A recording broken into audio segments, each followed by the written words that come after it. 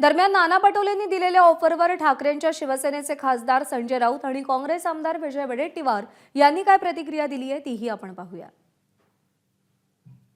नाना पटोले आमचे सहकारी आहेत, काँग्रेस पक्षाचे ज्येष्ठ नेते आहेत। त्यांनी विधानसभेचं अध्यक्षपद सुद्धा भूषवलेलं आहे।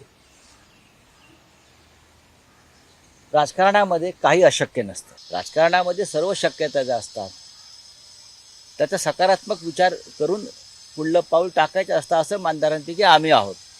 आता आमच्या नानासाहेब पटोलेंनी जर कोणाला ऑफर दिली असेल आणि ती ऑफर जर स्वीकारली असेल तर आम्ही नक्की नाना पटोलेंशी चर्चा करू। ज्या घडामोडी आम्ही पडद्यामागे घडताना पाहतो आहोत, जे रुसवे फुगवे आदळआपट उघडपणे दिसते आहे, नाना पटोलेंनी लवकर भांडं वाजवलं, त्यांनी थोडं थांबायला पाहिजे होतं। राजकारणात कोणी कोणाचा दुश्मन नसतो, कोणी कोणाचा दोस्त नसतो, हे आपण लक्षात घेतलं पाहिजे। दोस्त भी नहीं होता है और दुश्मन भी नहीं होता है, समय के साथ सब राजनीति चलती है। त्यामुळे उद्याचं काय वाढून ठेवलेलं आहे हे आत्ताची धुसफूस पाहता हे काय होईल हे आत्ता काही सांगणं कठीण आहे।